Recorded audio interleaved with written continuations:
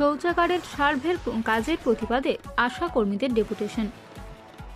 আশা কর্মীদের দিয়ে শৌচাগার সার্ভে করার কাজের নির্দেশের প্রতিবাদে ডেপুটেশন প্রদান করা হলো বীরভূম জেলার দুবরাজপুরে। দিন কয়েক আগে দুবরাজপুর ব্লক স্বাস্থ্য আধিকারিক ডাক্তার সালমান মণ্ডল নির্দেশ দিয়েছিলেন আশা কর্মীদের বাড়ি বাড়ি গিয়ে শৌচাগার রয়েছে কিনা তা সার্ভে করতে হবে। এরই প্রতিবাদে বিক্ষোভ প্রদর্শন করা হলো আজ ব্লক স্বাস্থ্য আধিকারিকের অফিসের সামনে এবং কয়েক দফা দাবিতে ডেপুটেশন প্রদান করা হলো আশা কর্মীদের পক্ষ থেকে। তাদের দাবি, এর আগে প্রধানমন্ত্রী আবাস যোজনার বাড়ি সার্ভে করতে গিয়ে সাধারণ মানুষের আক্রমণের মুখে পড়তে হয়েছিল আশা কর্মীদের, এমনকি তাদের মজুদ রাখা পাটের গুদামে আগুনও লাগিয়ে দেওয়া হয়। ঠিক তেমনই এবারও শৌচাগারের সার্ভে করতে গিয়ে আক্রমণের মুখে পড়তে হতে পারে। সে কারণে আমরা কোনোভাবেই এই নির্দেশকে মান্যতা দেব না। যদিও ব্লক স্বাস্থ্য আধিকারিক ডাক্তার সালমান মণ্ডল সংবাদ মাধ্যমের সামনে জানিয়েছেন আশা কর্মীদের পক্ষ থেকে ডেপুটেশন প্রদান করা হয়েছে। আমরা ঊর্ধ্বতন কর্তৃপক্ষকে বিষয়টি জানাবো, তবে আপাতত শৌচাগার সার্ভে করার কাজ এখন বন্ধ রাখতে বলেছি। আমরা আজ এআইইউটিইউসি অনুমোদিত পশ্চিমবঙ্গ আশাকর্মী ইউনিয়নের পক্ষ থেকে দুবরাজপুর ব্লকে আজকে আমরা একটা ডেপুটেশন কর্মসূচি নিই। আমরা আজকে যেটা আমাদের মূল দাবি হচ্ছে যে শৌচাগার সার্ভের কাজ আমাদের ওপর চাপানো হয়েছিল, যে বাড়ি বাড়ি গিয়ে কার বাথরুম আছে কার নেই, কে জল দিয়েছে কে দেয়নি, কার কত ইঞ্চি কতজন পেয়েছে কতজন পায়নি, এবং এরকম বলা হয়েছিল যে যদি একটা পরিবারে একটা উঠানে যদি 6টা বা 7টা ফ্যামিলি থাকে, যদি একটা শৌচাগার কারো থাকে লিখতে হবে যে সবার আছে। ফলে এই কাজ আমরা করতে নারাজ।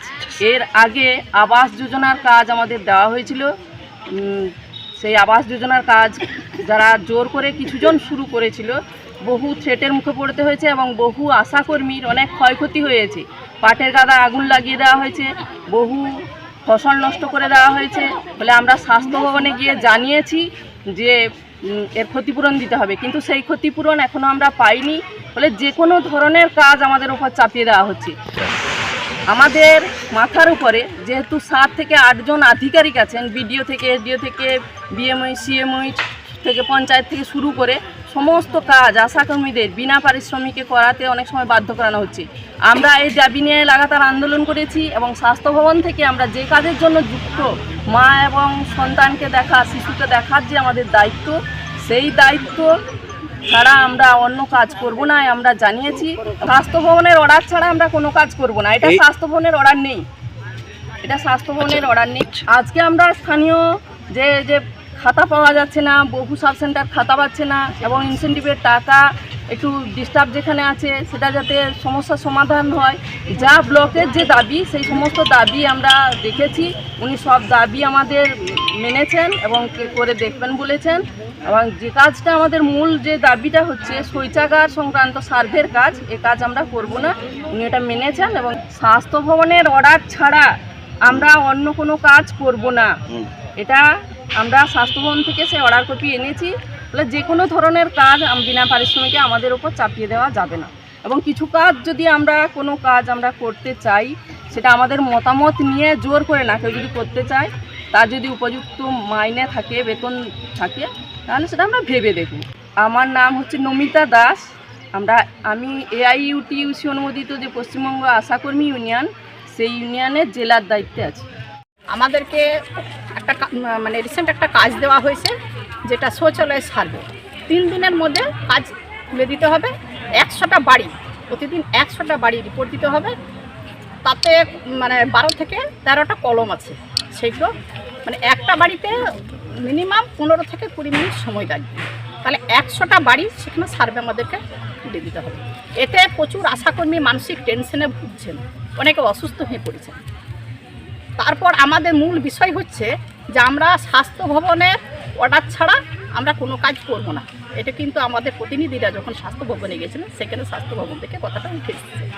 ঠিক আছে, আমাদের এখন বিএমই স্যার যখন কাজটা দিয়েছেন, আমরা বিএমই স্যারের উপরে এটা বর্তাবো কাজটা। তারপরে যে ফর্ম দিয়েছেন সেই ফর্মে কিন্তু আশাকর্মীর কোনো নাম উল্লেখ নেই। সেখানে সার্ভিয়ারের জায়গাতে আশাকর্মীদেরকে সই করতে হবে। সেটা আশাকর্মীরা কেন সই করবে সার্ভিয়ারের জায়গা? তাদেরকে ভবিষ্যতে সেটা বিপদমুখী করে দেওয়া হয়েছে।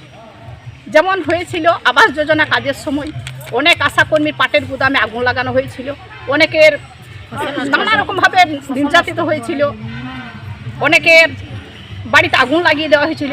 এটাও তো ঠিক সেরকমভাবে আমরা সেই বিপদমুখী হতে পারি। তো সেগুলো আমরা বিএমএস স্যারকে বললাম যে স্যার আমাদের মা বাচ্চার উপরে যত রকমের লোড দেওয়া হচ্ছে হোক, আমরা নিতে রাজি আছি, কিন্তু আমাদের এই বাড়তি কাজ, এই যেমন আবাস যোজনা সার্ভে, শৌচালয় সার্ভে, এর পরবর্তীতে আরও কোনো এরকম ধরনের সার্ভে আসতে পারে, তো সেই কাজ আমরা করতে পারবো না স্যার।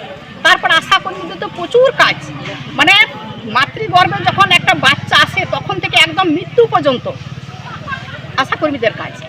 আশাকর্মীদেরকে দিয়ে কোন কাজটা করানো হচ্ছে না সেটাই আমার প্রশ্ন। সমস্ত কাজ করানো হচ্ছে আশাকর্মীদেরকে, একদিনে ট্রেনিং দিয়ে ছেড়ে দিল PMVBY কাজ।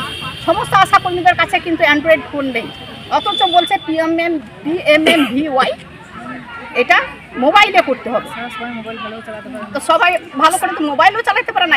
এখানে আশাকর্মীরা সবাই কেউ হয়তো মাধ্যমিক পাস, কেউ মাধ্যমিক সমতুল্য। হ্যাঁ, আমাদেরকে ছেলে মেয়েদের কাছে হেল্প নিতে হয়, মোবাইল এমন কিছু আছে সেখানে আমরা করতে পারি না। তাহলে এই সমস্ত কাজ আমরা কি করে করব? বিএমএস স্যার বললেন যে হ্যাঁ আপনাদের দাবিগুলো আমরা সব নোট করে রাখলাম, আমরা যে আমি এইটা দেখছি, আর মোবাইলটার ব্যাপারে সেটাও আমি দেখছি, আর এই ইয়েটা শৌচালয় সার্ভেটা করতে নিষেধ করলেন। আমার নাম জিন্নাতারা বিবি।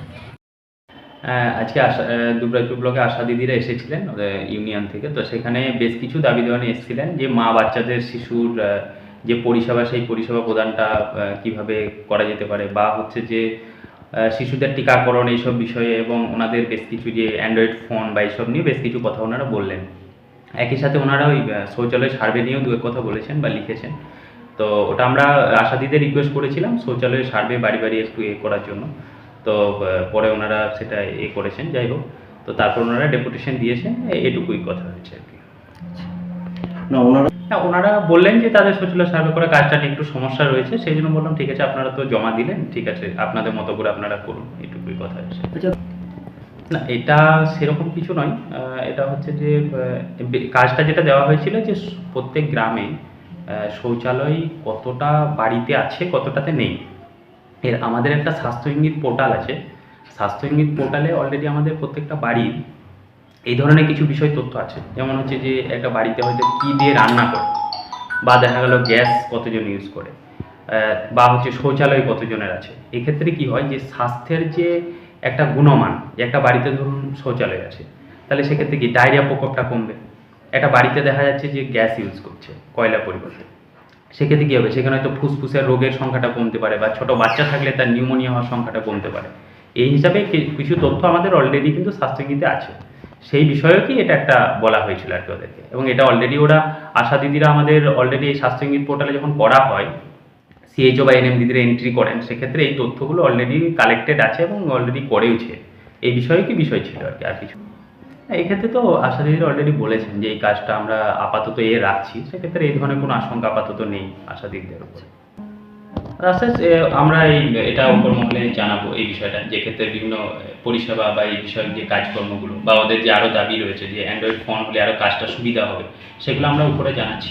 সময় কাটলো দিন, প্রতিশ্রুতি ভিত্তিহীন, তাই সংগ্রাম চলছে চলবে চলছে চলবে। ছাত্রমন্ত্রীর অনেক গুণ, যে জেলায় আসা খুন, তাই সরকার ধিক ধিক ধিক্কার। পশ্চিমবঙ্গ আশা কর্মী